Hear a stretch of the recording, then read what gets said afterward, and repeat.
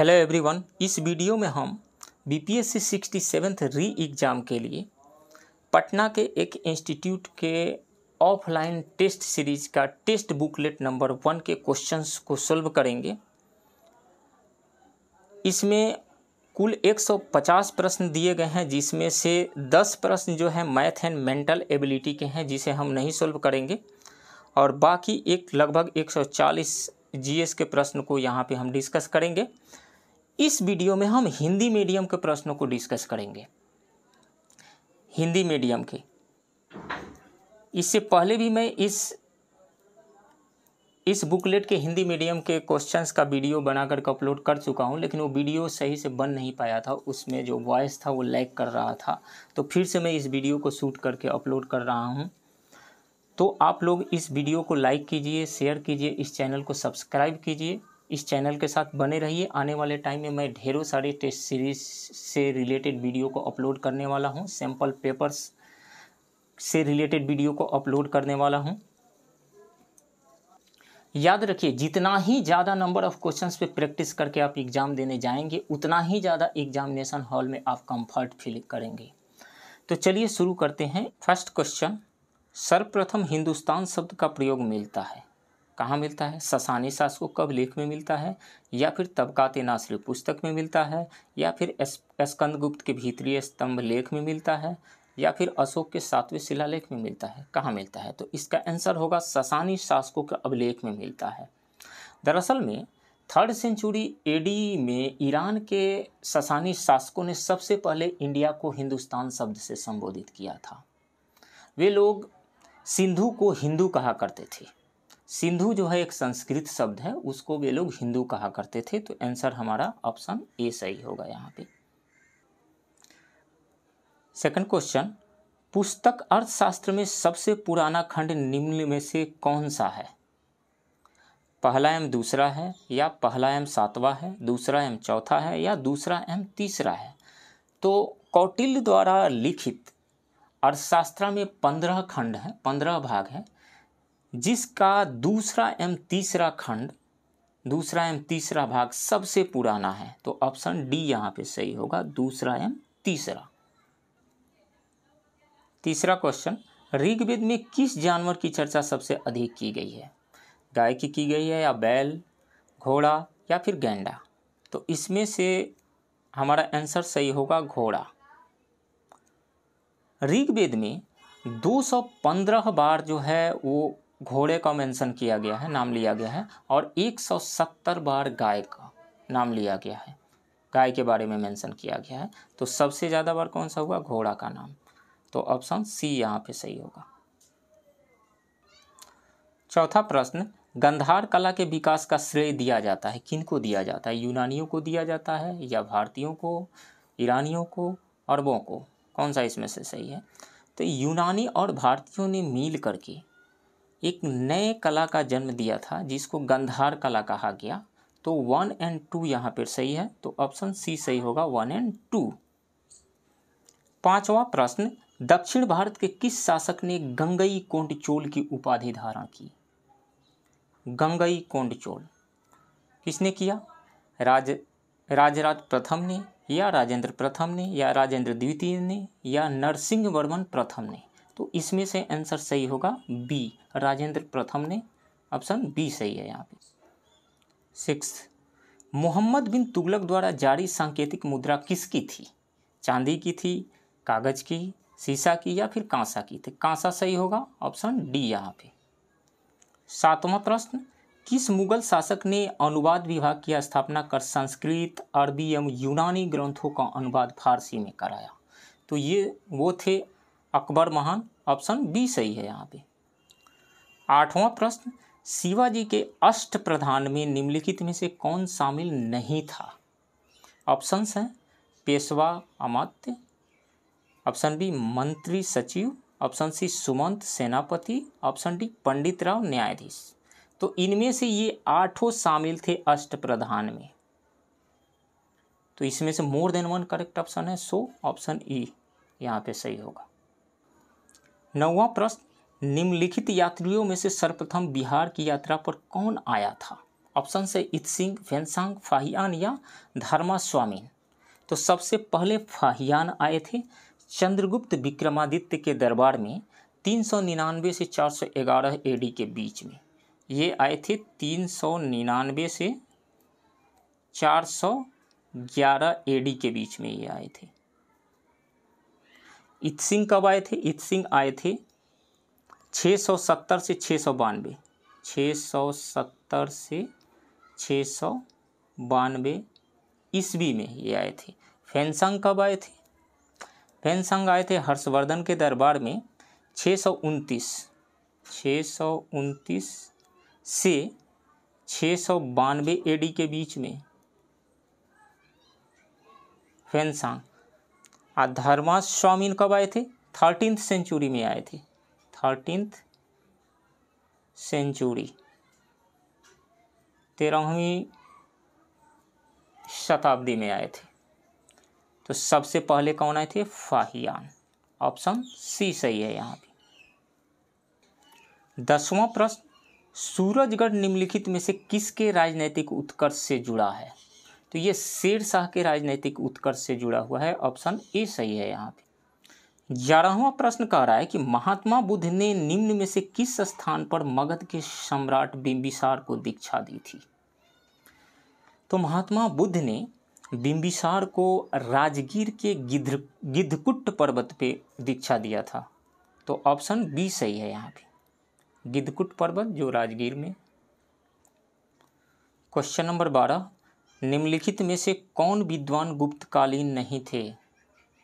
कौन नहीं थे? क्या कालिदास, बराहमिहिर, आर्यभट्ट, ब्रह्मगुप्त? ये चारों थे।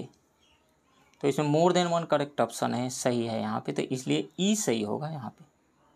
दरअसल में इस क्वेश्चन में गुप्तकालीन कौन नहीं थे ये चुनना है। तो ये चारों थे, तो इनमें से कोई सही नहीं है, मोर देन वन नहीं, कोई सही नहीं है इसमें से। तो उपयुक्त में से कोई नहीं है, इसलिए ई ऑप्शन सही होगा। 13वां प्रश्न, किस वर्ष बिहार के लिए एक लगान परिषद का गठन ईस्ट इंडिया कंपनी ने किया था? तो अंग्रेजों ने बक्सर के 1764 के युद्ध में विजय प्राप्त कर लेने के बाद 1770 ईस्वी में एक लगान परिषद का गठन किया था। ऑप्शन बी सही है यहाँ पे। 14वां प्रश्न, संथाल विद्रोह हुआ था, कब हुआ था? 1895 से 1900 के बीच में? नहीं। 1781 से 82 के बीच में? नहीं। 1914 से 15 के बीच में? नहीं। तो कब हुआ था? 1855-56 में हुआ था ये। दरअसल में भागलपुर के राजमहल पहाड़ियों, जिनको दामन एक कोह कहा जाता था, वहीं पे सिद्धू कान्हू, चांद भैरव, ये चारों भाइयों के नेतृत्व में ये संथाल विद्रोह हुआ था। सो ऑप्शन डी यहाँ पे सही है। 15th क्वेश्चन, भारत छोड़ो आंदोलन के दौरान आज़ाद दस्ता का गठन किया था, किसने किया था? जयप्रकाश नारायण ने या महात्मा गांधी ने, राजेंद्र प्रसाद ने, श्री कृष्ण सिंह ने? श्री कृष्ण सिंह ने नहीं किया था, राजेंद्र प्रसाद ने नहीं किया था, महात्मा गांधी ने नहीं किया था, जयप्रकाश नारायण ने किया था। ऑप्शन ए सही होगा यहाँ। क्वेश्चन नंबर 16, किस आंदोलन के दौरान बिहार के छपरा जेल के कैदियों ने नंगी हड़ताल की थी? तो सविनय अवज्ञा आंदोलन। ऑप्शन सी सही होगा, सिविल डिसोबीडियंस मूवमेंट के दौरान इन्होंने नंगी हड़ताल किया था छपरा जेल के कैदियों ने। ऑप्शन सी सही है यहाँ पे। क्वेश्चन नंबर 17, निम्नलिखित में से किस नेता ने 1916 के कांग्रेस अधिवेशन में चंपारण के किसानों की समस्या का निदान हेतु एक प्रस्ताव पेश किया था? तो 1916 के लखनऊ के कांग्रेस अधिवेशन में बिहार से राजकुमार शुक्ल गांधी जी से मिलने गए थे कि चंपारण के किसानों के समस्याओं का समाधान हो सके। दरअसल इनके ज़मीन को भी अंग्रेज़ों ने ले लिया था, तो ये गए थे लखनऊ।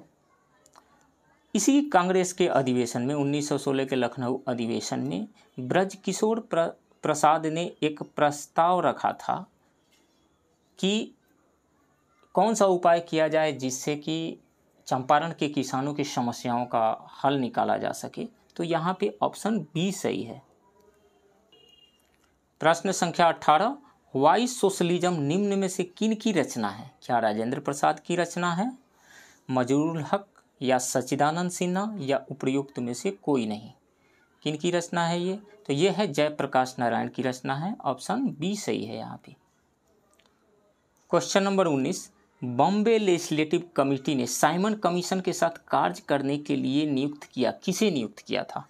यूसुफ मेहर अली को या डॉक्टर अंबेडकर को या लाला लाजपत राय को या विठल भाई पटेल को? विठल भाई पटेल को नहीं, लाला लाजपत राय को नहीं, यूसुफ मेहर अली को नहीं, डॉक्टर अंबेडकर को नियुक्त किया था बॉम्बे लेजिस्लेटिव कमेटी ने साइमन कमीशन के साथ कार्य करने के लिए।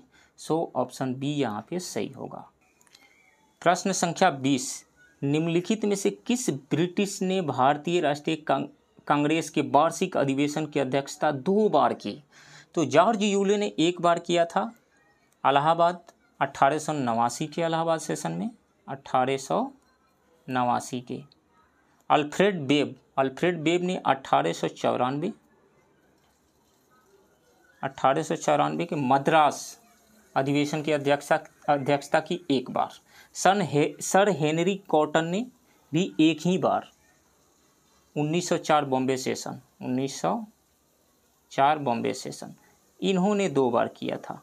सर विलियम वेडरबर्न इन्होंने 1889 Bombay session, 1889 Bombay session and then 1910 Allahabad session, 1910 Allahabad session. तो इन्होंने 2 बार भारतीय राष्ट्रीय कांग्रेस के वार्षिक अधिवेशन की अध्यक्षता की थी। सो ऑप्शन डी यहाँ पे सही है। प्रश्न संख्या 21, 1857 के विद्रोह के दौरान बेगम हजरत महल का संबंध किस स्थान से था? तो इनका संबंध लखनऊ से था। ऑप्शन ए सही है। प्रश्न संख्या 22, all India trade union Congress के प्रथम अध्यक्ष कौन थे? All India trade union Congress की स्थापना 31 अक्टूबर 1920 को हुआ था और इसके प्रथम अध्यक्ष लाला लाजपत राय थे। सो ऑप्शन बी यहाँ पे राइट ऑप्शन है। प्रश्न संख्या 23, किस वर्ष भारतीय सिविल सेवा में भर्ती हेतु अधिकतम उम्र सीमा 22 वर्ष से घटाकर 19 वर्ष की गई थी? तो 2 बार उम्र सीमा को घटाई गई थी। 1859 में 23 से 22 कर दिया गया था, घटा करके 22, और 1878 में 22 से घटा करके 19 कर दिया गया था, 22 से घटाकर 19 कर दिया गया था। तो 22 से घटाकर 19 कब की गई थी? 1878 में। ऑप्शन सी सही है यहाँ। 24वां क्वेश्चन है, श्यामजी कृष्ण वर्मा के वंदे मातरम समाचार पत्र का प्रकाशन कहाँ से किया था? श्यामजी कृष्ण वर्मा ने वंदे मातरम समाचार पत्र का प्रकाशन कहाँ से किया था? तो इन्होंने लंदन से प्रकाशन किया था। ऑप्शन ए सही है। 25, ब्रिटिश शासकों ने निम्न में से सबसे पहले किस क्षेत्र पर अधिकार किया था? सबसे पहले किस क्षेत्र पर अधिकार किया था? इसका आंसर देने से पहले हमें जानना होगा कि इन चारों पर अंग्रेजों ने कब कब अधिकार किया था। नेपाल पे अंग्रेजों ने 1816 में अधिकार किया था, भूटान पे 1865 में, बर्मा पे 1885 में और तिब्बत पे 1903 में। सबसे पहले किस पे किया था? नेपाल पे। तो सो ऑप्शन ए यहाँ पे सही है। 26, भारत छोड़ो का नारा निम्न में से किसने तैयार किया था? आपको लगेगा महात्मा गांधी ने तैयार किया था, नहीं। जवाहरलाल नेहरू ने भी नहीं किया था, हजरत मोहानी ने भी नहीं किया था, यूसुफ मेहर अली ने किया था। ऑप्शन सी सही है। क्वेश्चन नंबर 27, सती प्रथा निषेध अधिनियम ब्रिटिश भारत में किस गवर्नर जनरल के समय पारित किया गया था? William Bentinck, Lord Irwin, Lord Dalhousie, Lord Auckland. किनके समय में? तो विलियम बेंटिक के समय में 1829 में सती प्रथा पे बैन लगाने के संबंधित कानून पारित किया गया था। सो ऑप्शन ए सही है। क्वेश्चन नंबर 28, भारतीय स्वतंत्रता संघर्ष के दौरान निम्नलिखित में से कौन सा समाचार पत्र क्रांतिकारी संघर्ष का पैरोकार नहीं था? संध्या ये था, युगांतर ये भी था, काल ये भी था, फ्री प्रेस जनरल नहीं था ये स्वतंत्रता संघर्ष का पैरोकार। तो ऑप्शन डी यहाँ पे सही है। 29, जालियांवाला बाग हत्याकांड की जांच के लिए गठित हंटर आयोग में कितने भारतीय सदस्य थे? तो इसमें 3 भारतीय सदस्य थे। नाम भी मैं बता देता हूँ आपको। सर चिमनलाल हरिलाल सीतलवाड़ थे। सेकंड, पंडित जगत नारायण थे। थर्ड, सरदार साहिबजादा सुल्तान अहमद खान थे। तो 3 लोग थे। ऑप्शन ए यहाँ पे सही है। 30, लोकमान्य तिलक द्वारा स्थापित होम रूल लीग की पहली बैठक किस स्थान पर हुई थी? तो होम रूल लीग का जो हेड ऑफिस था वो पुणे में था, लेकिन उसकी पहली बैठक बेलगांव में हुई थी। ऑप्शन बी सही है यहाँ पे। 31, किस वायसराय पर दिल्ली में क्रांतिकारियों ने बम से हमला किया था? लॉर्ड कर्जन नहीं, लॉर्ड लिनलिथगो नहीं, लॉर्ड ऑकलैंड नहीं, लॉर्ड हार्डिंग सेकेंड पे। 23 दिसंबर 1912 को क्रांतिकारियों ने इन पर हमला किया था। सो ऑप्शन डी सही है यहाँ। 32, निम्न में से उस पुर्तगाली की पहचान करें जो सबसे पहले भारत आया था। सबसे आसान प्रश्न ये है, Vasco da Gama. Option C सही है, 1498 में। 33, राजा राम मोहन राय की सहायता से कलकत्ता में हिंदू कॉलेज की स्थापना किसने की थी? डेविड हेयर ने, लॉर्ड विलियम बेंटिक ने, विलियम जोन्स ने, डेरोजियो ने। तो डेविड हेयर ने की थी। ऑप्शन ए सही है। 34, प्रथम कर्नाटक युद्ध में अप्रत्यक्ष रूप से किन 2 शक्तियों में टकराव हुआ था? तो ये टकराव फ्रांसीसी और अंग्रेजों के बीच में हुआ था इनडायरेक्टली। ऑप्शन डी सही है। प्रश्न संख्या 35, द्वैध शासन के आरंभ और अंत से जुड़े गवर्नरों का सही जोड़ा है, कौन सा है? तो इसमें से जो सही ऑप्शन है, Robert Clive and Warren Hastings. Robert Clive ने द्वैध शासन को शुरू किया था और वारेन हेस्टिंग्स ने इसे खत्म किया था। सो ऑप्शन सी सही है यहाँ पे। क्वेश्चन नंबर 36, निम्नलिखित में से किस देश की सीमा काला सागर ब्लैक सी के साथ नहीं लगती है? तो ब्लैक सी के साथ रसिया बॉर्डर शेयर करता है, तुर्की भी करता है, यूक्रेन करता है, रोमानिया करता है, एक बुल्गारिया भी करता है। तो इसमें से दिए गए चारों सही हैं। बुल्गारिया भी करता है। सो मोर देन 1 करेक्ट ऑप्शन है यहाँ पे। यदि मैप आप देखेंगे तो आपको पता चलेगा। मैप निश्चित रूप से देखें, मैप से संबंधित 1-2 प्रश्न निश्चित आएंगे बीपीएससी में। तो सो यहाँ पे ऑप्शन ई करेक्ट है। 37 नंबर क्वेश्चन, राष्ट्रीय राजमार्ग संख्या 4 निम्नलिखित राज्यों से होकर के जाता है? किस राज्यों से होकर के जाता है? तो ये जाता है महाराष्ट्र से होकर के जाता है, आंध्र प्रदेश, कर्नाटक, तमिलनाडु से होकर के जाता है। सो ऑप्शन डी सही है, बाकी के सभी गलत हैं। प्रश्न संख्या 38, यमुना नदी के संबंध में निम्न में से कौन सा कथन असत्य है? कथन ए कह रहा है यह गंगा की सबसे पश्चिमी सहायक नदी है, बिल्कुल सही है। यह गंगा की सबसे लंबी सहायक नदी है, ये भी सही है। चंबल नदी यमुना नदी से इसके दाहिने तट पर मिलती है, बिल्कुल सही है, ये भी सही है। यमुना नदी हरिद्वार में गंगा नदी से मिल जाती है, नहीं ये गलत है। यमुना नदी इलाहाबाद यानी प्रयागराज में आकर के गंगा नदी से मिलती है। तो इसमें से कौन सा कथन असत्य है? यही कथन असत्य है। सो ऑप्शन डी यहाँ पे सही होगा। 39 नंबर क्वेश्चन, पर्वतीय मृदा की प्रकृति कैसी होती है? अम्लीय होती है, क्षारीय होती है, ना अम्लीय न क्षारीय, अम्लीय और क्षारीय दोनों। तो ये अम्लीय होती है, एसिडिक नेचर की होती है। ऑप्शन ए सही है यहाँ पे। क्वेश्चन नंबर 40, निम्नलिखित में से किस राज्य में सर्वाधिक प्राकृतिक आपदाएं आती है? आंध्र प्रदेश में, पश्चिम बंगाल में, केरल में या फिर उड़ीसा में? सबसे ज़्यादा साइक्लोन कहें, नेचुरल कैलामिटीज कहें, वो बे ऑफ बंगाल में आता है। और उनमें से सबसे ज़्यादा प्रभावित जो राज्य है उससे तटीय क्षेत्रों में सबसे ज़्यादा प्रभावित राज्य है वो उड़ीसा है। सो ऑप्शन डी यहाँ पे सही है। प्रश्न संख्या 41, कौन सा राज्य उत्तर पूर्वी राज्यों की 7 बहनों का भाग नहीं है? तो सिंपल सा इसका आंसर है उत्तर पूर्वी राज्यों में से सिक्किम एंड वेस्ट बंगाल। सिक्किम और पश्चिम बंगाल को हटा लीजिए, बाकी सभी शामिल हैं। मेघालय है, अरुणाचल प्रदेश है, त्रिपुरा है, ये तीनों सही है। पश्चिम बंगाल नहीं है इसमें से, पश्चिम बंगाल एवं सिक्किम नहीं है। तो कौन कौन से शामिल हैं? आसाम है, अरुणाचल प्रदेश है, मेघालय, त्रिपुरा, नागालैंड, मिजोरम एंड मणिपुर। ये 7 सिस्टर्स हैं। सिक्किम एंड वेस्ट बंगाल नहीं। सो ऑप्शन डी सही है यहाँ। प्रश्न संख्या 42, भारत में स्थित हिमालय की सबसे ऊंची चोटी कौन है? Mount Everest, Kanchenjunga, Godwin Austin, Makalu, कौन सा है? ऐसे देखा जाए तो गॉडविन आस्टीन सबसे ऊंची चोटी है, लेकिन ये भारत में है नहीं, अक्साई चीन में है, तो ये तो ऑप्शन होगा नहीं। भारत में कौन सा है? तो कंचनजंगा है। सो ऑप्शन बी यहाँ पे राइट ऑप्शन होगा। प्रश्न संख्या 43, केंद्रीय शुष्क बागवानी संस्थान स्थित है। शब्द से पकड़िए शुष्क बागवानी। शुष्क बागवानी है तो कहाँ होगा? शुष्क क्षेत्रों में होगा, मरुस्थल में होगा, डेजर्ट क्षेत्र, डेजर्ट वाले क्षेत्र में होगा, राजस्थान में होगा, यानी बीकानेर में होगा। सो ऑप्शन डी सही है यहाँ पे। प्रश्न संख्या 44, ग्रेफाइट मुख्यतः किस प्रकार के चट्टानों में पाया जाता है? क्या अवसादी चट्टानों में पाया जाता है? नहीं। आग्नेय चट्टानों में? यस। रूपांतरित चट्टानों में? यस।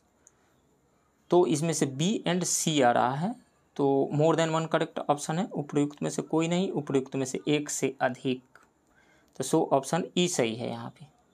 क्वेश्चन नंबर 45, 2011 की जनगणना के अनुसार भारत की जनसंख्या कितनी है? देखिए, बीपीएससी का जब भी एग्जाम होता है जनगणना से 2 से 3 प्रश्न निश्चित आते ही आते हैं। जनगणना पर मैं एक वीडियो बना करके अपलोड करने वाला हूं, आप लोग मेरे इस चैनल से जुड़े रहिए, इसे सब्सक्राइब कीजिए। फिलहाल इस प्रश्न को देखते हैं। 2011 की जनगणना के अनुसार भारत की जनसंख्या कितनी है? तो वो है 1,21,85,04,977। ऑप्शन ए सही है। प्रश्न संख्या 46, निम्न में से कौन असत्य है? रूस की राजधानी मॉस्को है, बिल्कुल सही है, यह सत्य नहीं है। यूक्रेन की राजधानी क्रीमिया है, नहीं, यूक्रेन की राजधानी कीव है। क्रीमिया को तो रसिया ने कब्जा कर लिया है क्रीमिया पे, तो ये तो होगा नहीं। रोमानिया की राजधानी कीव है, नहीं, रोमानिया की राजधानी बुकारेस्ट है। सो ये भी गलत है। तुर्की की राजधानी अंकारा सही है। तो 2 गलत है यहाँ पे, बी एंड सी। तो कौन असत्य है? मोर देन वन। ऑप्शन ई सही है यहाँ पे। प्रश्न संख्या 47, निम्नलिखित युग्मों पर विचार कीजिए। जनजाति का नाम इधर दिया गया, इधर राज्य, उनसे संबंधित राज्य दिया गया है। लिम्बू जनजाति क्या सिक्किम की रहने वाली है? ये सही है। कार्बी क्या हिमाचल प्रदेश की रहने वाली है? नहीं, कार्बी जो है, कार्बी ट्राइब आसाम की रहने वाली है, तो ये गलत है। कार्बी कहाँ की है? आसाम की है, याद रखिए, आसाम। डोंगरिया कोंत क्या उड़ीसा की रहने वाली है? डोंगरिया कोंत, बिल्कुल, ये उड़ीसा की रहने वाली है, ये सही है। बोंडा क्या तमिलनाडु की रहने वाली है? नहीं, ये भी उड़ीसा की रहने वाली है, साउथ वेस्ट उड़ीसा की रहने वाली है, तो ये गलत है। इसमें से 2 सही है, 2 गलत है। तो अब प्रश्न क्या कर रहा है? उपरोक्त में से कौन सा से सही है? कौन से सही है? तो 2 सही है यहाँ पे। कौन कौन? 1 एंड 3, 1 एंड 3 सही है, तो ऑप्शन ए सही हो जाएगा यहाँ पे। प्रश्न संख्या 48, भारत का निम्नांकित में से कौन सा भौगोलिक क्षेत्र सबसे प्राचीन है? हिमालय का पर्वतीय क्षेत्र? नहीं। उत्तर का विशाल मैदान? ये भी नहीं। पूर्वी तटीय मैदान? नहीं। भारत का प्रायद्वीपीय पठार जो है ये सबसे पुराना है, ऑप्शन सी सही है यहाँ। प्रश्न संख्या 49, कोडाई कनाल किस पहाड़ी में स्थित है? क्या अन्नामलाई में है? नहीं। बूढ़ी? नहीं। पालनी? यस। अमरकंटक? नहीं। तो कोडाई कनाल किस पहाड़ी में स्थित है? तो पालनी की पहाड़ियों में स्थित है, ऑप्शन सी सही है यहाँ पे। प्रश्न संख्या 50, निम्नलिखित में से कौन सा जलप्रपात बिहार में स्थित नहीं है? हुंडरू जलप्रपात, ये रांची में स्थित है, झारखंड में, तो ये नहीं है, ऑप्शन ए सही हो जाएगा। धुआं कुंड, मंझर कुंड, ये जो है सासाराम में स्थित है। और ये कहाँ है? ककोलत, ये नवादा में स्थित है, ये भी जान जाइए। तो ऑप्शन ए यहाँ पे सही है, ये बिहार में स्थित। निम्नलिखित में से कौन सी नदी बिहार में नहीं बहती है? फल्गु बहती है, पुनपुन ये भी बहती है, बागमती ये भी बहती है, ये जो है गोमती ये बिहार में नहीं बहती है, ये यूपी में बहती है। सो ऑप्शन डी यहाँ पे सही होगा। प्रश्न संख्या 52, मुजफ्फरपुर की लीची का ब्रांड नाम है, बहुत ही फेमस नाम है, शाही लीची से कहा जाता है, ऑप्शन डी सही है, वेरी सिंपल। प्रश्न संख्या 53, निम्न में से बिहार में किसकी प्रचुर मात्रा में उपज होती है? किसकी होती है? चाय की? नहीं। कॉफ़ी की? नहीं। तंबाकू की? नहीं। इलायची की? नहीं। तंबाकू की होती है यहाँ पर, ये सही होगा, ऑप्शन सी सही है। प्रश्न संख्या 54, भारत के निम्नलिखित क्षेत्रों में से किस एक में मैंग्रोव वन, सदापर्णी वन और पर्णपाती वनों का संयोजन है? उत्तर तटीय आंध्र प्रदेश नहीं, दक्षिण पश्चिम बंगाल ये भी नहीं होगा, दक्षिणी सौराष्ट्र ये भी नहीं होगा, तो कौन सा होगा? अंडमान और निकोबार द्वीप समूह, ऑप्शन डी सही होगा। यहाँ पे ये तीनों वन पाए जाते हैं, मैंग्रोव वन, सदापर्णी वन और पर्णपाती वन, ये तीनों पाए जाते हैं अंडमान एंड निकोबार द्वीप समूह में, ऑप्शन डी सही है यहाँ पे। प्रश्न संख्या 55, हीरे का सबसे बड़ा व्यापार केंद्र किस देश में स्थित है? रूस में नहीं है, अमेरिका में नहीं है, फ्रांस में नहीं है, कहाँ है? बेल्जियम में है। व्यापारी केंद्र सबसे बड़ा बेल्जियम में है, लेकिन सबसे ज़्यादा हीरे का जो भंडार है वो है रसिया में। सबसे ज़्यादा भंडार रसिया में, सबसे ज़्यादा प्रोडक्शन भी हीरा का रसिया ही करता है, लेकिन सबसे बड़ा व्यापारी केंद्र जो है वो बेल्जियम में है। सो ऑप्शन ए सही है यहाँ पे। क्वेश्चन नंबर 56, चार्टर एक्ट 1813 के तहत ईस्ट इंडिया कंपनी का व्यापारिक एकाधिकार समाप्त कर दिया गया। इसके बावजूद किस मामले में कंपनी का व्यापारिक एकाधिकार बहाल रखा गया? तो दो मामलों में बहाल रखा गया, चाय का व्यापार एंड चीन के साथ व्यापार। तो ए और बी दोनों यहाँ पे सही है। सो ऑप्शन कौन सा सही हो जाएगा? ई हो जाएगा, ऑप्शन ई यहाँ पे करेक्ट हो जाएगा। प्रश्न संख्या 57, संविधान सभा की समितियों एवं उनके अध्यक्षों के मिलान के संबंध में निम्नलिखित में से कौन असत्य है? प्रांतीय संविधान समिति के क्या अध्यक्ष सरदार पटेल थे, ये सही है। प्रारूप समिति के chairman doctor B R Ambedkar, ये भी सही है। संचालन समिति के जवाहरलाल नेहरू, नहीं ये गलत है, इसके डॉक्टर राजेंद्र प्रसाद थे। मौलिक अधिकार उप समिति के JB कृपलानी, ये थे, ये सही है। गलत कौन सा है? संचालन समिति के अध्यक्ष चेयरमैन जो थे वो जवाहरलाल नेहरू नहीं थे, डॉक्टर राजेंद्र प्रसाद थे। सो ऑप्शन सी यहाँ पे करेक्ट है। प्रश्न संख्या 58, पिछड़े वर्गों को संविधान के किस अनुच्छेद के तहत 27% आरक्षण दिया गया है? तो ये अनुच्छेद है 340, ऑप्शन ए सही है यहाँ पे। प्रश्न संख्या 59, प्रतिषेध रिट किसके खिलाफ जारी किया जाता है? प्रोहिबिशन किसके खिलाफ? न्यायिक प्राधिकरण के खिलाफ, सही है। अर्ध न्यायिक प्राधिकरण के खिलाफ, ये भी सही है। प्रशासनिक प्राधिकरण, नहीं। विधायी निकाय, नहीं। ये हायर जुडिशियरी द्वारा लोअर जुडिशियरी के लिए ये रिट जारी की जाती है। तो सो ए एंड बी यहाँ पे सही है। तो मोर than one correct option, option E सही है यहाँ। क्वेश्चन नंबर 60, राष्ट्रीय पिछड़ा वर्ग आयोग को संवैधानिक दर्जा कब दिया गया? तो राष्ट्रीय पिछड़ा वर्ग आयोग का गठन 1993 में ही हो गया था, लेकिन इनका कॉन्स्टिट्यूशनल स्टेटस जो दिया गया वो 102nd कॉन्स्टिट्यूशनल अमेंडमेंट एक्ट 2018 के तहत दिया गया, यानी 102वां संविधान संशोधन अधिनियम 2018 के तहत दिया गया। सो ऑप्शन बी सही है यहाँ पे। 61, भारतीय संसद के पास संघ सूची में शामिल कितने विषयों पर कर निर्धारण का अधिकार है? तो 13 विषयों पर कर निर्धारण का अधिकार है, ऑप्शन बी सही है यहाँ।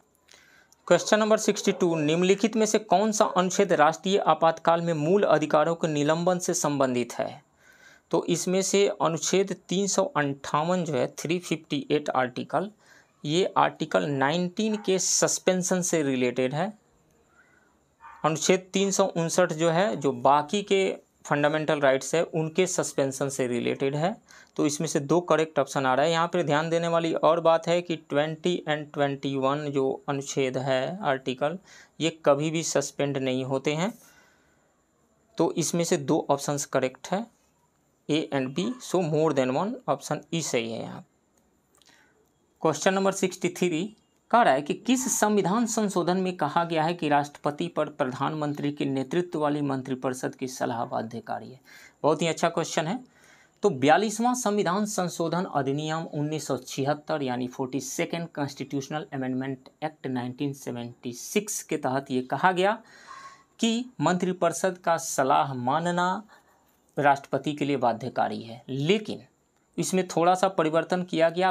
44वां संविधान संशोधन अधिनियम 1978 यानी 44th कॉन्स्टिट्यूशनल अमेंडमेंट एक्ट 1978 के तहत थोड़ा सा चेंज करके ये कहा गया कि राष्ट्रपति मंत्रिपरिषद के सलाह को एक बार पुनर्विचार करने के लिए लौटा सकते हैं।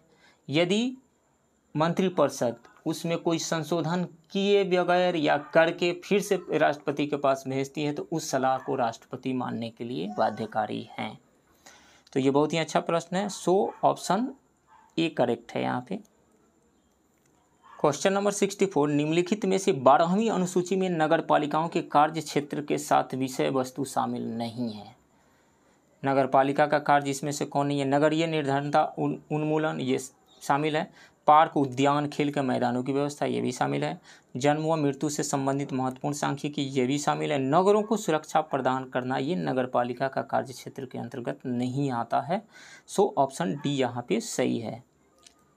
क्वेश्चन नंबर 65, किस वर्ष 2 निर्वाचन आयुक्तों के पद को समाप्त कर दिया गया था? ये भी बहुत ही अच्छा क्वेश्चन है। तो जब से निर्वाचन आयोग का गठन हुआ 25 जनवरी 1950 से लेकर के 15 अक्टूबर 1989 तक ये 1 मेंबर बॉडी रहा, सिंगल मेंबर बॉडी रहा 1985 तक।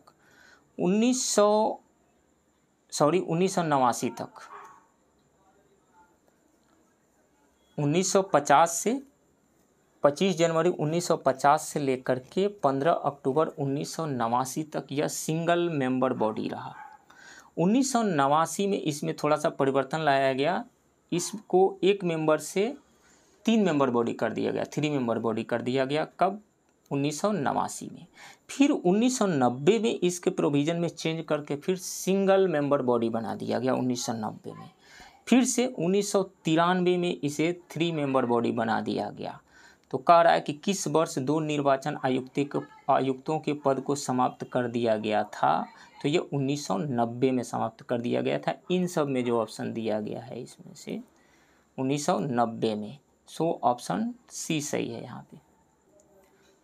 प्रश्न संख्या 66, बिहार सरकार कितनी औसत आबादी को ग्राम पंचायतों की स्थापना का आधार मानती है?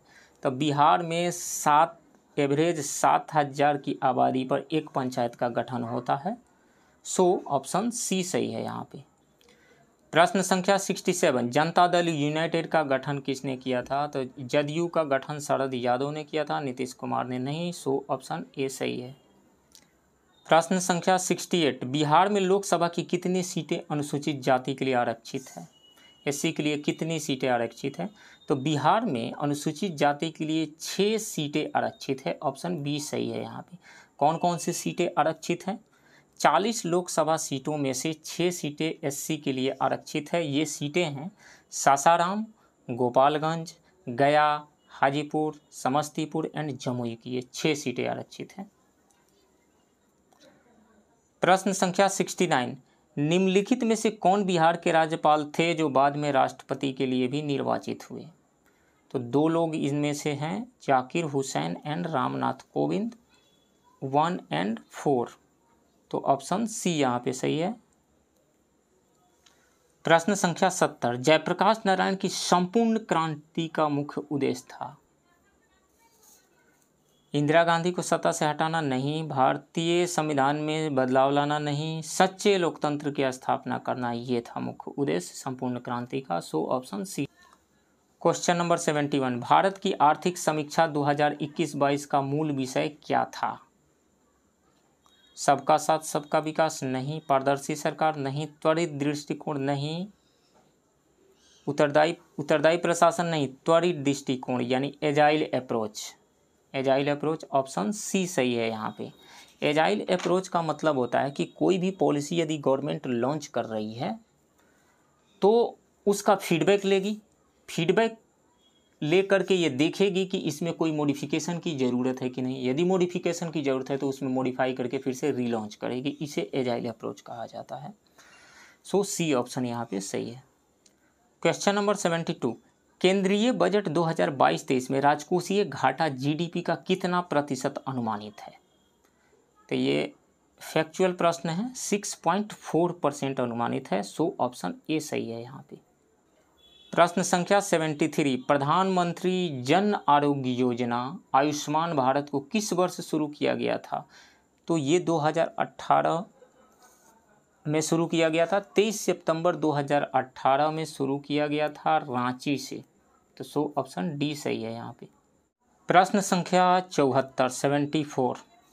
भारत में महलवाड़ी व्यवस्था लागू किया, किसने लागू किया? लॉर्ड कॉर्नवालिस ने, हॉल्ट मैकेंजी ने, सर जॉन शोर ने या टॉमस मुनरो ने? तो इसका ऑप्शन बी सही है, हॉल्ट मैकेंजी ने। ऑप्शन बी सही है। थोड़ा सा और डिटेल में इसको जानते हैं, क्योंकि ब्रिटिश लैंड रिवेन्यू सिस्टम बहुत ही इंपॉर्टेंट टॉपिक है। इससे बीपीएससी हो गया, यूपीएससी हो गया, हर एक एग्जाम में प्रश्न आते ही आते हैं। बीपीएससी के लिए भी ये टॉपिक बहुत ही ज़्यादा इंपॉर्टेंट है। तो थोड़ा सा डिटेल में इसको हम जानते हैं। जमींदारी प्रथा 1793 में लॉर्ड कॉर्नवालिस ने इसे शुरू किया था। किस क्षेत्र में शुरू किया था? बंगाल, बिहार एंड उड़ीसा में। इसमें रेवेन्यू का रेट क्या था? 10/11 भाग जो था वो गवर्नमेंट को जाता था, 1/11 भाग लैंडलॉर्ड के पास रह जाता था। तो ये है जमींदारी प्रथा। दूसरी, महलवाड़ी व्यवस्था। इसकी शुरुआत 1822 में हुई थी। किसने शुरू किया? हॉल्ट मैकेंजी ने शुरू किया था। कहाँ? UP central provinces and Punjab में। तीसरा है रैयतवाड़ी व्यवस्था, 1792 में शुरू किया गया था। किसके द्वारा शुरू किया गया? थॉमस मुनरो के द्वारा शुरू किया गया था। कहाँ? मद्रास, मुंबई एंड आसाम में शुरू किया गया था। तो आप इसे याद रखिए, ये इंपॉर्टेंट है। नेक्स्ट क्वेश्चन, कैश काऊ शब्द निम्न में से किसके लिए उपयोग किया जाता है? लगातार लाभ देने वाले शेयर के लिए? नहीं। व्यवस्था के लिए? गायों को पालना? नहीं। दूध पालन में वृद्धि करना? नहीं। वर्तमान में लाभ वाले व्यवसाय परंतु भविष्य में हानि की संभावना वाले व्यवसाय के लिए किया जाता है इसका प्रयोग। मतलब ये रहा कि वैसे स्टॉक्स या वैसी कंपनियां जो अभी तो लाभ में हैं, अभी प्रॉफिट दे रही है, लेकिन फ्यूचर में वो प्रॉफिटेबल नहीं रहने वाली है, उसके लिए यूज किया जाता है कैश काऊ वर्ड का। तो सो ऑप्शन डी सही है यहाँ पे। क्वेश्चन 76, भारतीय अर्थव्यवस्था में सर्वप्रथम विमुद्रीकरण किस वर्ष हुआ था? यानी डीमोनेटाइजेशन सबसे पहले कब हुआ था? तो अभी तक भारत में डीमोनेटाइजेशन 3 बार किया जा चुका है।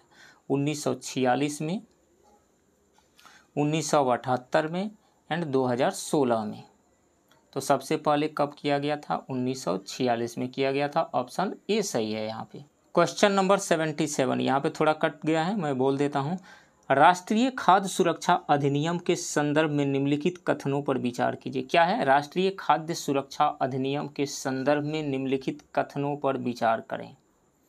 कथन क्या है? राष्ट्रीय खाद्य सुरक्षा अधिनियम के तहत लाभार्थी बनने के लिए घर भारत के किसी भी अधिसूचित ग्रामीण हिस्से से होगा। क्या ये सही है?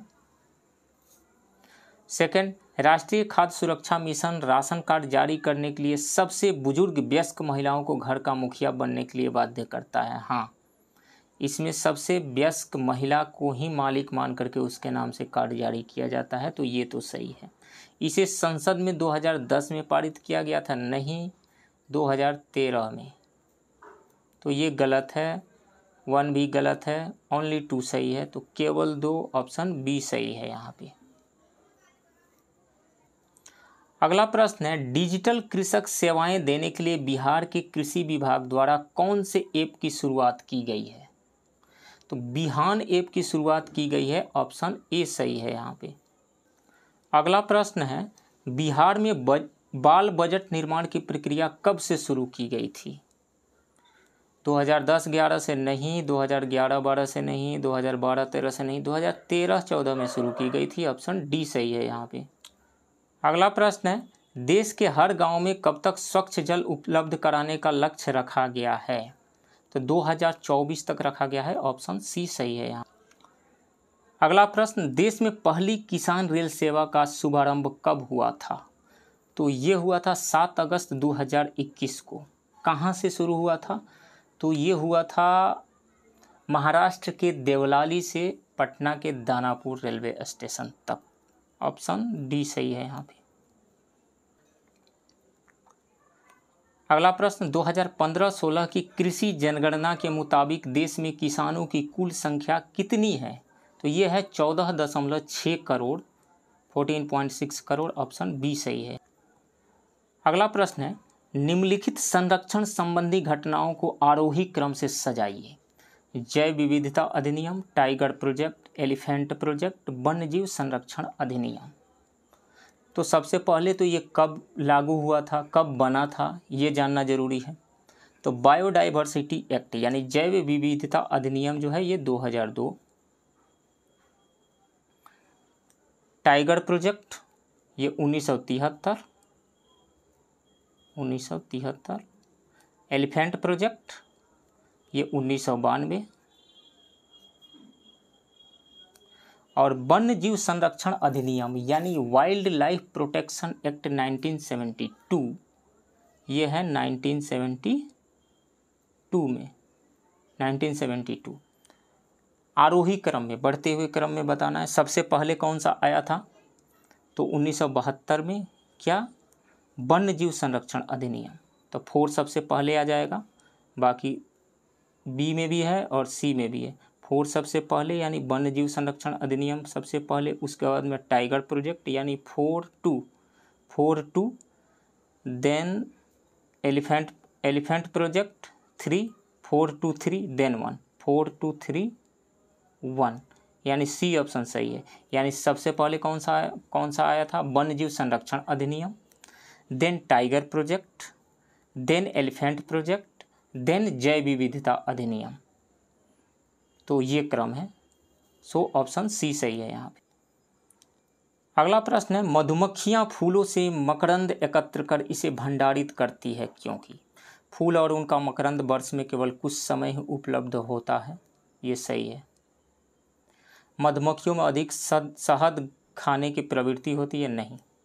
इसमें आलस की प्रवृत्ति होती है और ऐसा करने से उसे खाने का भंडार एकत्र होने के बाद काम नहीं करना पड़ता है, नहीं, गलत है। रानी मधुमक्खी का आदेश होता है, नहीं, ये गलत है।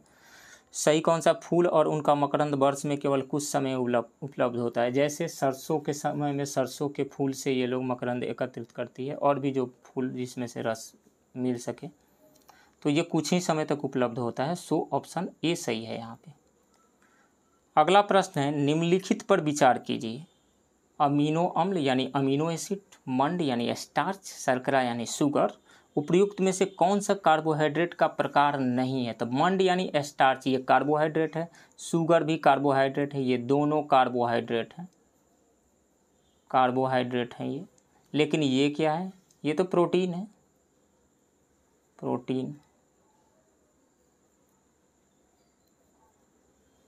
तो कार्बोहाइड्रेट कौन नहीं है? एमिनो अम्ल नहीं है। अमीनो एसिड कार्बोहाइड्रेट नहीं होता है, तो केवल 1, ऑप्शन ए सही है यहाँ पे। अगला प्रश्न है सूची 1 और सूची 2 में सुमेलित कीजिए। सूची 1 में विटामिन्स दिए गए हैं और सूची 2 में उनके डिफिशियंसी से होने वाली बीमारियों के बारे में दिया गया है। विटामिन्स का केमिकल नाम और उनसे होने वाली बीमारियाँ, ये बीपीएससी का बहुत ही फेवरेट टॉपिक है। जो साइंस के बीपीएससी में जो साइंस के क्वेश्चन आते हैं उनकी संख्या 25 से 30 के आसपास में होती है और साइंस ही बहुत ही ज़्यादा इम्पोर्टेंट पार्ट है बीपीएससी प्रीलिम्स क्वालिफाई करने के लिए। तो ऐसे तो साइंस की बहुत सारी किताबें अवेलेबल है, लेकिन लूसेंट जो है बहुत ही अच्छी बुक है साइंस के प्रिपरेशन करने के लिए। तो लूसेंट साइंस का मैं वीडियो बना करके अपलोड करने वाला हूँ, फिजिक्स, केमिस्ट्री एंड बायोलॉजी। तो आप सब बने रहिए इस चैनल के साथ में। फिलहाल इस प्रश्न को देखते हैं।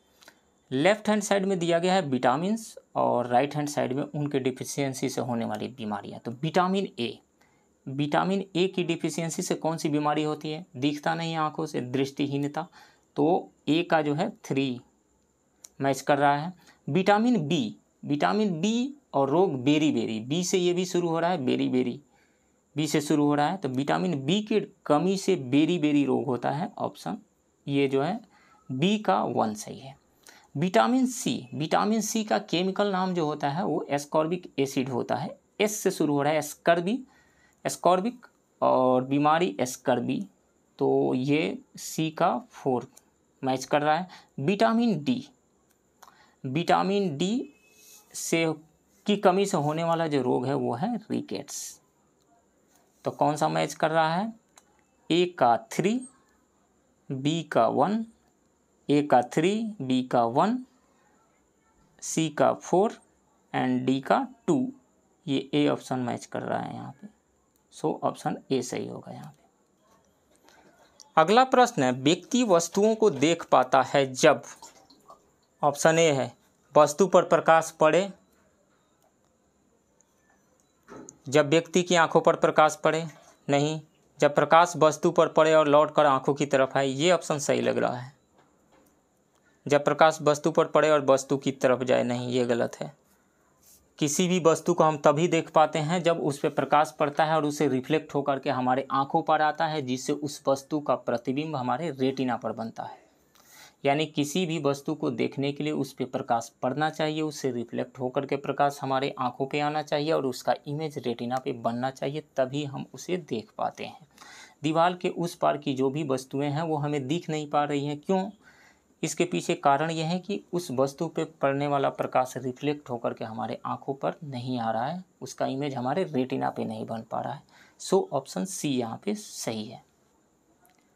अगला प्रश्न है, यदि सेल्सियस स्केल पर तापमान का मान 70 डिग्री सेल्सियस है तो केल्विन स्केल पर उसका मान क्या होगा? तो हम जानते हैं कि डिग्री सेल्सियस को केल्विन में बदलने के लिए 273.15 जो NCERT 11-12 के बुक में दिया गया है फिजिक्स में, लेकिन हम 273 लेंगे। डिग्री सेल्सियस को केल्विन में बदलने के लिए हम 273 ऐड करेंगे, तो 70 में 273 जब हम जोड़ते हैं तो 343 डिग्री आता है। ऑप्शन सी सही है। अगला प्रश्न है, निम्नलिखित में से कौन सा वायु घटक जलने में सहायक होता है? क्या नाइट्रोजन जलने में सहायक होता है? नहीं होता है। जलवाष्प ये भी नहीं होता है। कार्बन डाइऑक्साइड ये भी नहीं होता है। ऑक्सीजन ये जलने में सहायक होता है। नाइट्रोजन यदि जलने में सहायक होता तो 78% मौजूद है हमारे आसपास एटमॉस्फेयर में, इन्वायरमेंट में 78% है। एक जगह आग लगती तो पूरी दुनिया में आग लग जाती यदि नाइट्रोजन जलने में सहायक होता, तो ये जलने में सहायक नहीं है। ऑक्सीजन जलने में सहायक है। ऑप्शन बी सही है। अगला प्रश्न है, इनमें से किसे किरोसिन के तेल में रखा जाता है? उसी को किरोसिन के तेल में रखा जाएगा जो ऑक्सीजन के कांटेक्ट में आकर के जल जाता होगा, हाईली रिएक्टिव होगा टुवर्ड्स ऑक्सीजन। तो कौन सा एलिमेंट्स है जो हाईली रिएक्टिव है टुवर्ड्स ऑक्सीजन, ऐसा हवा में रखने पे जल जाता हो? तो मैं एक ट्रिक बताता हूँ आप सबको। नाक Na और K, Na मतलब सोडियम और K मतलब पोटेशियम। ये दो ऐसे एलिमेंट हैं, दो ऐसे तत्व हैं, दो ऐसे मेटल हैं जो ऑक्सीजन के कांटेक्ट में आते ही जल उठते हैं। ये तो आप याद रखिए, नाक को डुबो करके किरोसिन में रखा जाता है। तो इसमें से सोडियम पोटेशियम में से सोडियम यहाँ दिया गया है, तो इन सब ऑप्शन में से डी ऑप्शन सही है। अगला प्रश्न है, कह रहा है कि यदि लोलक की लंबाई 4 गुना कर दिया जाए तो उसके आवर्तकाल पर क्या प्रभाव पड़ेगा? लोलक की लंबाई को 4 गुना करना है तो सबसे पहले तो हमें इसका फॉर्मूला जानना पड़ेगा, इसके आवर्तकाल का। तो सिंपल पेंडुलम के जो टाइम पीरियड का फॉर्मूला होता है T = 2π√L/G होता है, √L/G।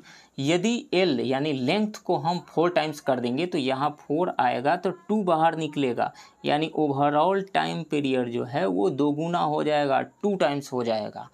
तो क्या हो जाएगा? 2 गुना हो जाएगा। ऑप्शन बी सही है। यानी सिंपल पेंडुलम के लेंथ को यदि 4 टाइम्स इंक्रीज करते हैं तो टाइम पीरियड 2 टाइम्स इंक्रीज हो जाएगा। So option C, option B सही है यहाँ पे। अगला प्रश्न है, अंतःश्वसित वायु तथा उच्छ्वसित वायु में ऑक्सीजन का प्रतिशत कितना होता है? यानी जो हम एयर इनहेल करते हैं और एयर एक्सहेल करते हैं, सांस लेते हैं और सांस छोड़ते हैं, उसमें कितना % ऑक्सीजन होता है? तो जो हम सांस लेते हैं उसमें 21% ऑक्सीजन होता है, 21%, और जो हम सांस छोड़ते हैं उसमें 16.4% ऑक्सीजन होता है। सो ऑप्शन ए सही है यहाँ पे। अगला प्रश्न है, श्वेत रक्त कोशिकाएं यानी WBC, वाइट ब्लड सेल्स या वाइट ब्लड कॉर्पस्कल्स, निम्न में से क्या कार्य करती है? यानी WBC का कार्य क्या है? ऑक्सीजन का वहन करना नहीं, कार्बन डाइऑक्साइड का वहन करना नहीं, रक्त का थक्का बनाना नहीं, रोगाणुओं का विनाश करना, ये इसका काम है। WBC जो है हमारे शरीर में एंटीबॉडी बनाती है, यानी जो भी वायरस बैक्टीरिया जो भी फॉरेन ऑर्गेनिज्म हमारे बॉडी में इंटर करते हैं, एंटीबॉडी के थ्रू उनको ख़त्म करना इस WBC का काम है। ऑक्सीजन वहन करने का काम जो है वो WBC का काम नहीं है, RBC का काम है, रेड ब्लड सेल्स का काम है वो ऑक्सीजन वहन करना। तो इसमें से ऑप्शन सी सही है। अगला प्रश्न है, निम्नलिखित में से कौन सा एक उपकरण वाहन द्वारा तय की गई दूरी मापता है? तो यदि कुछ भी नहीं याद है तो शब्द को पकड़िए जरा ध्यान से। स्पीडोमीटर क्या करेगा? ये स्पीड से संबंधित है, स्पीडोमीटर स्पीड से संबंधित है। एक्सेलेरोमीटर क्या है? एक्सेलरेशन से संबंधित है। अल्टीमीटर क्या है? अल्टीमीटर यानी अल्टीट्यूड यानी हाइट से संबंधित है।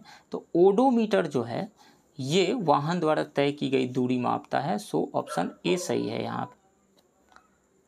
अगला प्रश्न है, चाल का मूल मात्रक क्या है?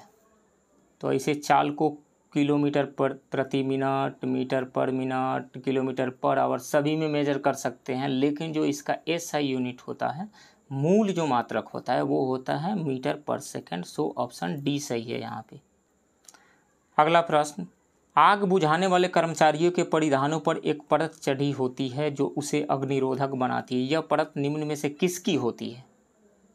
तो ये मेलामाइन की होती है। ये हाईली फायर रेसिस्टेंस इसमें होता है। तो इसमें से ये बेकेलाइट नहीं होगा, पॉलिएस्टर नहीं होगा, टेफ्लॉन नहीं होगा। ऑप्शन ए सही होगा। अगला प्रश्न है, हृदय स्पंदन एक विद्युतीय तरंग द्वारा निष्पादित होती है जो उपजती है, कहाँ उपजती है? तो हृदय स्पंदन है तो निश्चित रूप से हृदय में उपजेगी। ऑप्शन सी सही है यहाँ पे। अगला प्रश्न है, जब एक व्यक्ति वृद्ध हो जाता है तो सामान्यतया उसका रक्तदाब, ब्लड प्रेशर क्या हो जाता है? घट जाता है या बढ़ जाता है? उतना ही रहता है, घटता बढ़ता रहता है, क्या होगा? तो देखिए, जब भी कोई इंसान वृद्ध हो जाता है, बूढ़ा हो जाता है, तो उसके जो आर्टरीज होती है, उसकी नसें होती है, वो नैरो हो जाती है, पतली हो जाती है, यानी उनका क्रॉस सेक्शन पतला हो जाता है। तो जब क्रॉस सेक्शन पतला हो जाता है यानी नसें नैरो हो जाती हैं, तो हार्ट को और ज़्यादा पंप करना पड़ता है और ज़्यादा वर्क करना पड़ता है, तो उसका वृद्ध लोगों का ब्लड प्रेशर जनरली बढ़ जाता है। सो ऑप्शन बी सही है यहाँ पे। अगला प्रश्न है, प्लास्टर ऑफ पेरिस रासायनिक रूप से क्या है? कैल्शियम सल्फेट है या कैल्शियम कार्बोनेट है, कैल्शियम ऑक्साइड है या कैल्शियम ऑक्जेलेट है, क्या है? तो इनमें से कुछ भी नहीं है, कैल्शियम सल्फेट है। दरअसल में प्लास्टर ऑफ पेरिस का जो केमिकल फार्मूला होता है calcium sulphate CaSO4 into ½ H2O hemihydrate होता है, हेमीहाइड्रेट। सो ऑप्शन ए सही है यहाँ पे। याद रखिए, calcium sulphate CaSO4 ½ H2O hemihydrate, calcium sulphate hemihydrate. अगला प्रश्न है, इनमें से कौन अदिश राशि नहीं है? अदिश राशि नहीं है मतलब सदिश राशि है। तो कौन सी सदिश राशि है? खैर, आते हैं इसके ऑप्शन पे। सबसे पहले आप जान जाइए कि सदिश राशि होती क्या है। तो किसी भी फिजिकल क्वांटिटी को हम वेक्टर क्वांटिटी यानी सदिश राशि तब कहते हैं जब वो 3 क्राइटेरिया को फुलफिल करते हो, यानी उसके पास क्या हो? मैग्नीट्यूड हो, उसके पास दूसरा क्या हो? डायरेक्शन हो, और तीसरा क्या हो? वो triangle law of vector addition कहें या parallelogram law of vector addition को फॉलो करती हो। 3 चीज़ें यदि है तो उसको हम वेक्टर क्वांटिटी कहते हैं। तो इसमें से चाल तो वेक्टर है नहीं, कार्य है नहीं, विद्युत धारा है नहीं, बल है एक वेक्टर क्वांटिटी यानी एक सदिश राशि है, अदिश राशि नहीं है। ऑप्शन सी सही है यहाँ पे। जनरली विद्युत धारा के बारे में बहुत लोगों को कन्फ्यूजन रहता है। विद्युत धारा के बारे में इसके पता नहीं है। इसके पास मैग्नीट्यूड भी है, जैसे करंट जो है मान लीजिए बाएं से दाएं फ्लो हो रहा है 5 एम्पियर का करंट, तो इसके पास डायरेक्शन भी तो है ना, बाएं से दाएं जा रहा है। मान लीजिए DC जा रहा है, बाएं से दाएं जा रहा है 5 एम्पियर का, तो इसके पास मैग्नीट्यूड भी है 5 एम्पियर, डायरेक्शन भी है, बाएं से दाएं जा रहा है। तो मैग्नीट्यूड एंड डायरेक्शन दोनों है, तो जनरली लोग कहेंगे कि ये सदिश राशि है यानी वेक्टर क्वांटिटी है। लेकिन ये सदिश नहीं है। क्यों? क्योंकि ये triangle law of vector addition कहें या parallelogram law of vector addition को ये फॉलो नहीं करता है। सो विद्युत धारा एक अदिश राशि है यानी स्केलर क्वांटिटी है, इसे याद रखिए। अगला प्रश्न है, जल अपघटन में ऊर्जा किस रूप में उत्पन्न होती है? तो जल अपघटन में ऊर्जा हीट के रूप में उत्पन्न होती है, यानी ऊष्मा के रूप में उत्पन्न होती है। ऑप्शन बी सही है यहाँ पे। अगला प्रश्न है, कोशिका में उपस्थित प्लाज्मा झिल्ली निम्न में से किससे निर्मित होती है? तो ये किससे निर्मित होती है? प्रोटीन से बिल्कुल सही, वसा से नहीं, लिपिड से भी, शर्करा से नहीं। तो दो से, प्रोटीन एंड लिपिड दोनों से निर्मित होती है प्लाज्मा मेम्ब्रेन। तो इसमें दो सही आ रहा है, मोर than one correct option, option E सही है। अगला प्रश्न है, ये कोशिका यानी सेल से संबंधित बहुत ही ज़्यादा इंपॉर्टेंट प्रश्न है। लाइसोसोम के संदर्भ में निम्नलिखित कथनों पर विचार कीजिए। कथन एक है, यह कोशिका का अवशिष्ट निपटान तंत्र है, बिल्कुल सही है। इसमें बहुत शक्तिशाली पाचन एंजाइम होते हैं, ये भी सही है। इसे कोशिका का आत्मघाती थैली कहते हैं, ये भी सही है। यानी इसे सुसाइडल बैग ऑफ सेल भी कहा जाता है, ये बिल्कुल सही है। जितनी भी कोशिकाओं का टूट फूट होता है, अपशिष्ट जो बचता है उसको डाइजेस्ट करने का, उसे खत्म करने का काम जो है ये लाइसोसोम करता है। लाइसोसोम देखिए लाइसिस से बना है, LYSIS, लाइसिस से बना हुआ है। और लाइसिस का मतलब होता है नष्ट कर देना, नष्ट कर देना, खत्म कर देना। तो इसमें से तीनों सही है, तो 1 2 3 ऑप्शन डी सही है यहाँ पे। अगला प्रश्न है, परखनली शिशु के संबंध में निम्नलिखित में से कौन सा कथन सत्य है? यह निषेचन माता के शरीर के अंदर होता है, नहीं, माता के शरीर के बाहर होता है। निषेचन माता के शरीर के बाहर होता है, ये ऑप्शन बी सही है। अगला प्रश्न है, इनमें से अर्धचालक यानी सेमीकंडक्टर कौन है? तो कार्बन सेमीकंडक्टर है, नहीं, ये नॉन मेटल है। सिलिकॉन ये है, जर्मेनियम ये भी है, निकेल तो मेटल है। तो सिलिकॉन एंड जर्मेनियम ये सेमीकंडक्टर्स हैं, तो दो सही है यहाँ पे, मोर देन वन करेक्ट ऑप्शन।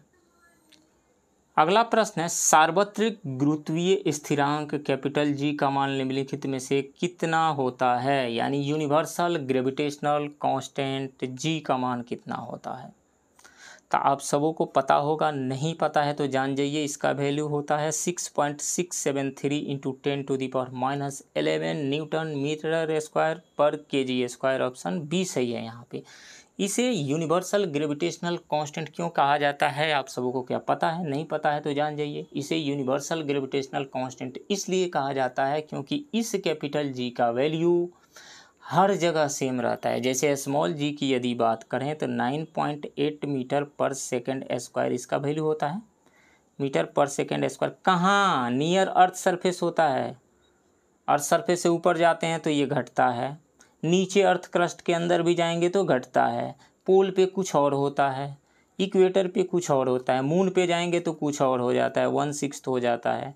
किसी अदर प्लेनेट पे जाएंगे तो इस स्मॉल जी का वैल्यू बदलते रहता है। लेकिन इस कैपिटल जी का वैल्यू, आप मून पे चले जाइए, मार्स पे चले जाइए, या कहीं भी यूनिवर्स के किसी भी जगह पर चले जाइए, इस जी का वैल्यू नहीं बदलता है, हमेशा कांस्टेंट रहता है। सो ऑप्शन बी सही है यहाँ पे। 6.673 इंटू 10⁻11 न्यूटन मीटर स्क्वायर पर केजी स्क्वायर। अगला प्रश्न है, बस के अचानक रुक जाने पर व्यक्ति आगे की ओर झुक जाता है, यह न्यूटन के किस गति के नियम के कारण होता है? बस के अचानक रुक जाने पे आदमी आगे की तरफ झुक जाता है, बस जब चल पड़ती है तो आदमी पीछे की ओर झुक जाता है, ऐसा क्यों होता है? इसे जड़त्व का नियम कहता है। ये जड़त्व यानी इनर्शिया की वजह से होता है, और इसको हम एक्सप्लेन कर सकते हैं न्यूटन के फर्स्ट लॉ ऑफ मोशन के बेसिस पे। न्यूटन का फर्स्ट लॉ ऑफ मोशन क्या कहता है? कहता है कि यदि कोई ऑब्जेक्ट रेस्ट में है तो रेस्ट में ही रहेगी, यदि वो यूनिफॉर्म मोशन में है तो वो यूनिफॉर्म मोशन में ही रहेगी। कब तक? जब तक कि उस पर कोई बाहरी असंतुलित बल यानी एक्सटर्नल अनबैलेंस फोर्स एक्ट न करे, तब तक वो ऐसे ही रहेगी।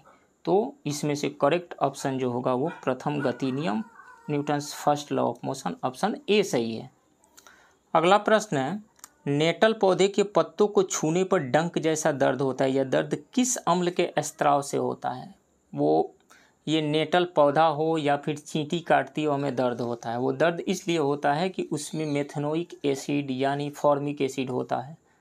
इसका फॉर्मूला होता है HCOOH। फॉर्मिक एसिड कहिए या मिथेनोइक एसिड कहिए, ऑप्शन बी सही है यहाँ पे। अगला प्रश्न है इसमें, निम्नलिखित में से कौन सा आहार नाल का सबसे लंबा भाग है? तो वो होता है छोटी आंत, स्मॉल इंटेस्टाइन। नाम है स्मॉल इंटेस्टाइन लेकिन है ये बड़ी। ऑप्शन ए सही है यहाँ पे। अगला प्रश्न है, निम्नलिखित में असत्य मिलान कौन सा है? हीरा कार्बन का एक अपरूप होता है, बिल्कुल सही है ये। मार्बल कैल्शियम होता है, ये भी सही है। बालू सिलिकॉन से संबंधित है, ये भी सही है। ये तीनों तो सही है। रूबी जो होता है एल्यूमिनियम होता है, निकेल नहीं होता है। सो ये मिलान सही नहीं है, असत्य है। ऑप्शन डी सही है यहाँ पे। अगला प्रश्न है, बिहार में वर्ष 2021 में पंचायत चुनाव कितने चरणों में संपन्न हुआ था? एक फैक्चुअल क्वेश्चन है, 11 चरणों में संपन्न हुआ था। ऑप्शन सी सही है। अगला प्रश्न है, बिहार के प्रसिद्ध राजनेता रामविलास पासवान को मरणोपरांत भारत सरकार से दिया जाने वाला पुरस्कार कौन सा है? तो याद होगा तो ये बनेगा, ये है पद्म भूषण।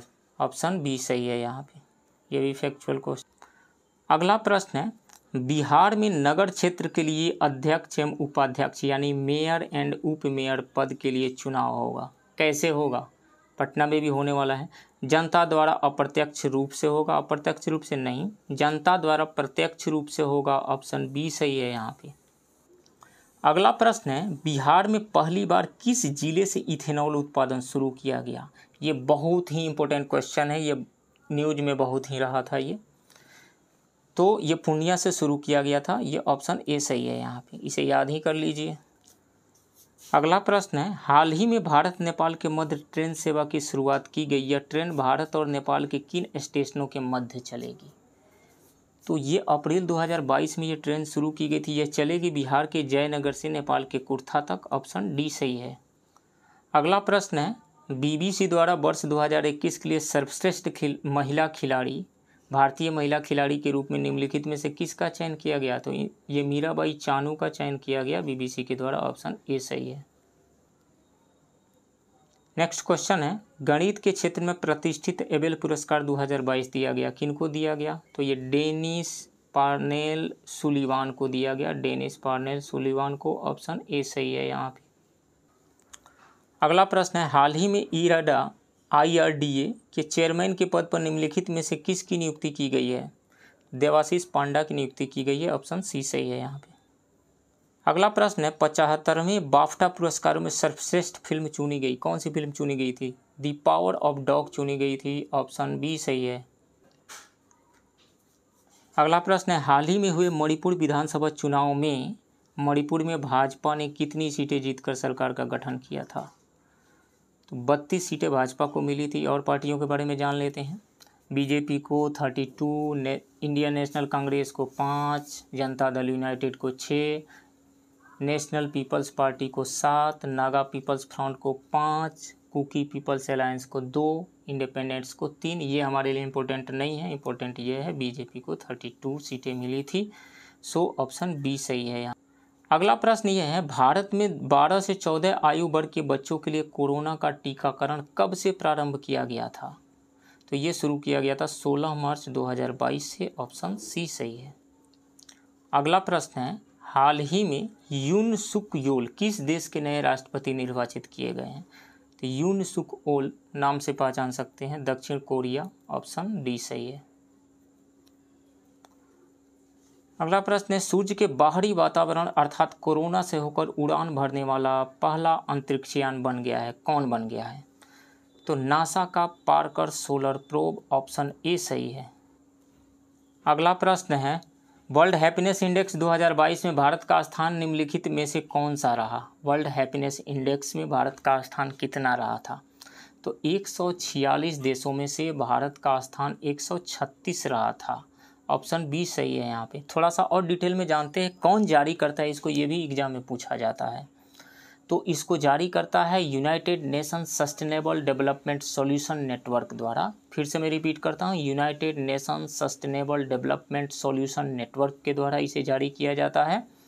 ये जारी किया गया था मार्च 2022 में, जिसमें 146 देशों में से भारत को 136 रैंक मिला था। फर्स्ट रैंक पे था फिनलैंड और लास्ट रैंक पे था अफगानिस्तान।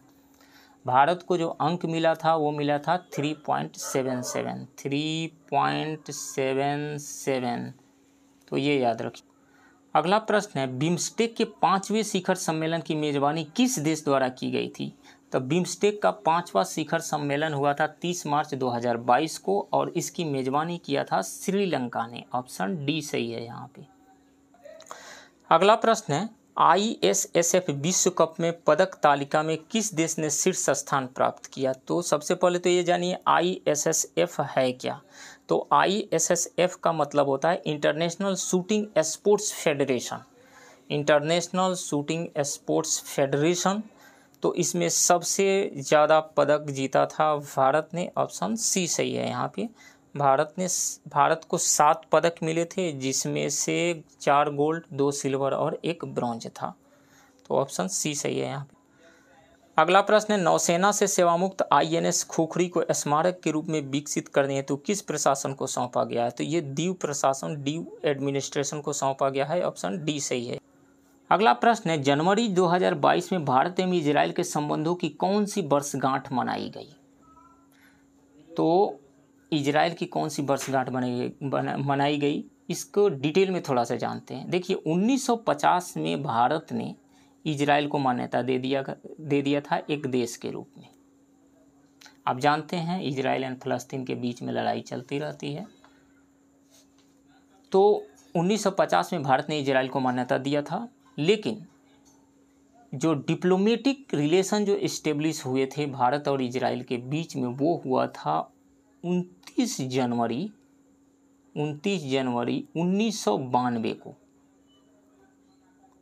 और 29 जनवरी 1992 से लेकर के 29 जनवरी 2022 तक आप जोड़ेंगे तो पाएंगे कि ये 30 वर्ष हो रहा है। तो भारत एवं इजराइल के संबंधों की 30वीं वर्षगांठ मनाई गई है इस साल 29 जनवरी 2022 को। तो सो ऑप्शन ए सही है यहाँ पे। अगला प्रश्न है, विश्व का सबसे बड़ा स्वतंत्र व्यापार समझौता RCEP, regional comprehensive economic partnership, कब से प्रभावी हुआ था? तो ये हुआ 1 जनवरी 2022 से प्रभावी हुआ। ऑप्शन सी सही है। थोड़ा सा और डिटेल में इसको जानते हैं। ये RCEP जो है आसियान और कुछ और कंट्री हैं, जैसे चाइना, जापान, दक्षिण कोरिया, न्यूजीलैंड, ऑस्ट्रेलिया, आसियान और ये 5 देश, आसियान के 10 देश और ये 5 देश ऑस्ट्रेलिया, चाइना, जापान, दक्षिण कोरिया, न्यूजीलैंड, यानी ये टोटल 15 देश मिल करके नवंबर 2020 में इस पे साइन किए थे। भारत उस समय इस RCEP से बाहर हो गया था और ये लागू कब से हुआ? 1 जनवरी 2022 से लागू हुआ था। सो ऑप्शन सी सही है यहाँ। अगला प्रश्न है, एयर इंडिया का पूर्ण स्वामित्व निम्नलिखित में से किसे मिल गया है? तो ये जिनका था टाटा समूह से पहले आया था और टाटा समूह के पास चला गया। तो ऑप्शन बी सही है यहाँ पे। अगला प्रश्न है, बड़े राज्यों में प्रत्येक लोकसभा निर्वाचन क्षेत्र के लिए प्रत्याशियों द्वारा किया जाने वाला चुनाव व्यय की सीमा को कितना किया गया? किसके लिए? बड़े राज्यों के लिए चुनाव खर्च की सीमा को बढ़ा करके कितना किया गया है? तो ये पहले 70 लाख था और बढ़ा करके अब इसी साल किया गया है, बढ़ा करके 95 लाख कर दिया गया है। 70 लाख से 95 लाख बड़े राज्यों के लिए। छोटे राज्यों के लिए 54 लाख से बढ़ा करके 75 लाख कर दिया गया है। तो 95 लाख किया गया है। ऑप्शन बी सही है यहाँ पे। अगला प्रश्न है, वर्तमान में इसरो के चेयरमैन कौन हैं? पहले के सिवन थे, अभी जो हैं एस सोमनाथ हैं। ऑप्शन सी सही है, इसे याद रखिए। अगला प्रश्न है, वर्ष 2022 में भारत सरकार ने कुल कितने लोगों को पद्म पुरस्कार से सम्मानित किया? कितने लोगों को? तो कुल 128 लोगों को पद्म पुरस्कार से सम्मानित किया गया था। इस 128 में से पद्मश्री 107 को पद्मश्री दिया गया, 17 को पद्म भूषण दिया गया और 4 को पद्म विभूषण दिया गया।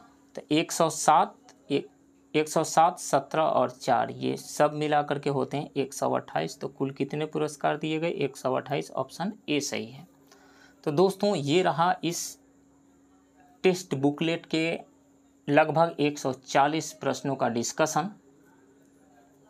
आप इस चैनल के साथ बने रहिए, इस चैनल को सब्सक्राइब कीजिए। आने वाले टाइम में मैं ढेरों सारा टेस्ट सीरीज के क्वेश्चंस को डिस्कस करके उससे रिलेटेड वीडियो अपलोड करने वाला हूं। बहुत सारे सैम्पल पेपर्स से रिलेटेड वीडियो अपलोड करने वाला हूं। तो प्लीज़ आप इस चैनल को सब्सक्राइब कीजिए, इस वीडियो को लाइक कीजिए, शेयर कीजिए। तब तक के लिए इस वीडियो में इतना ही रहने देता हूं। बाकी इसमें मैथ के क्वेश्चन है, मैथ के क्वेश्चन हम यहाँ नहीं सोल्व करेंगे, सिर्फ जनरल स्टडी के क्वेश्चंस को ही हमने सोल्व किया। तो तब तक के लिए थैंक यू वेरी मच।